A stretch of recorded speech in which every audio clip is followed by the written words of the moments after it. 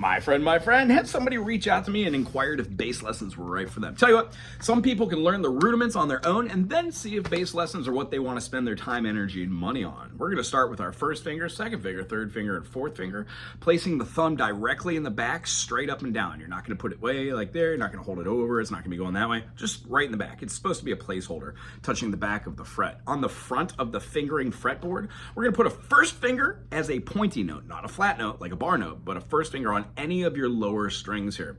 The concept is we're going to be playing a rudiment of 1, 2, 3, and 4. Since the bass is larger, depending on how big your hands are, I got smaller hands, I do a little lift up on my first finger, but you don't need to if you've got larger fingers to cover all 4. The whole point is to keep that right up and down, and then move and traverse on your fretboard, walking up like a spider walking up a water spout. When we see these as being a function of 1, 2, 3, 4, we're doing the smallest increment that's in music, or at least in the Western ear. It's called a half step, a minor seconds. This semitone is our practice. This gets the muscles in our hands super straight, keeps our elbow floating, sitting up straight, relying on the bass and the strap and looking straight ahead and not down at our fingers. It allows us the opportunity to fall into place with these notes. You don't need to go this fast, but going 1, 2, 3, 4, maybe going back and doing 1 and 2 and 8th note. Over here on the right hand, you want to play with just your first finger for 1 week, second finger for 1 week, third finger for 1 week, and pinky for 1 week. Doing the same exercise over there, keeping. The next thing we would do is that second finger, then the third finger, and you really can try the pinky. Once you have the same strike and veracity with this hand, with all of these, they all become lead players, not just this one. When playing any note, you pull through the note and land on the string right below it. If your lowest string is an E or a B in this case, in mine, you hit the body with your finger. Pull, pull, pull, pull. Doing these exercises every day for 5 minutes in the morning and 5 minutes at night strengthens your fingers. And after a week of dedication and practice, you're capable of using every finger on your plucking hand. And we move those to have maybe 8th notes, 1 and 2 and with one finger, or we alternate them, 1 and 2 and, or we use all 3, tuple-lit for triplets. We could also use all 4 for 16ths, but that's a little above the grade. 1, 2, 3, 4, 2, 2, 3, 4, 4, 2, 3, 4, 3, 2, 3, 4.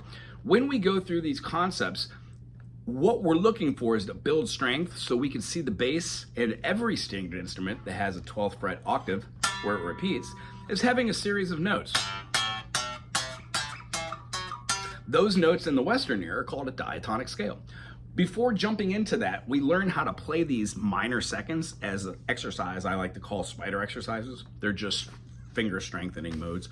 When we learn how to play C, D, E, F, G, A, B, and then C, we realize there's a mechanism in a fingering to start with that puts your fingers in the best possible location, hence quadrants.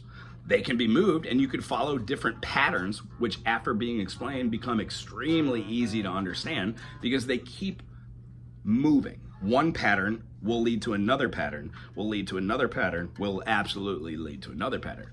These are these little bitty patterns that we practice. Here's the rub. After getting our fingers strong, you then want to put this into practical application. If you do not know what the circle of fifths is, stop this video, go Google it, draw it, come back. Now that you're back, the C, the G, the D, the A, the E, the B, the F sharp, and the C sharp are a great way to practice. You could do an Ionian mode, a major scale. Do, re, mi, fa, sol, la, si. When we do this, we then eventually would assign C, D, E, F, G, A, B, C, G, A, B, C, D, E, F sharp, G, D, E, F sharp, G, A, B, C sharp, D, A, B, C sharp, A, B, C sharp, D, E, F sharp, G sharp, A.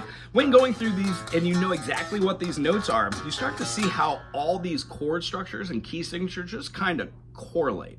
And then as a bass player, we put into a little functionality. So if you wanted to play a genre, let's say like funk or 808, studio kit, rap, or reggae, or just anything, you would practice like your octaves.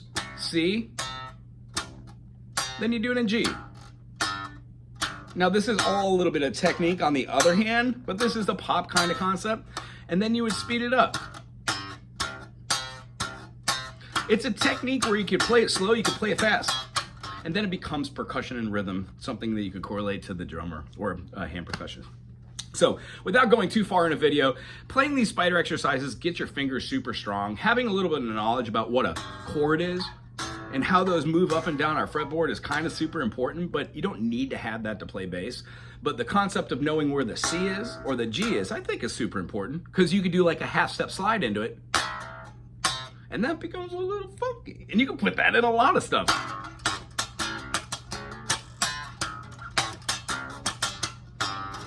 What we get down to is when you see C major, G major, D major, A major, E major, B major, F sharp major, and C sharp major, we're able to manipulate all of those 7 to also see flat keys. And when we go through the flats, the F, the B flat, E flat, A flat, D flat, G flat, C flat, we recognize that some of the notes are the same. So you've already learned a portion of the flats. At that point, knowing what the circle fifths is, how to kind of see what triads are, and then as a basis, maybe learn the people you're playing with play a lot of thirds, so you don't play the third while they're playing the third. There's little caveats of doing musical technical work, but if you're working off tabs on the internet and you're working off of any other instruction from any other instructor, I would say that check out as many options of instructors and concepts and ways of teaching and see the one that's right for you.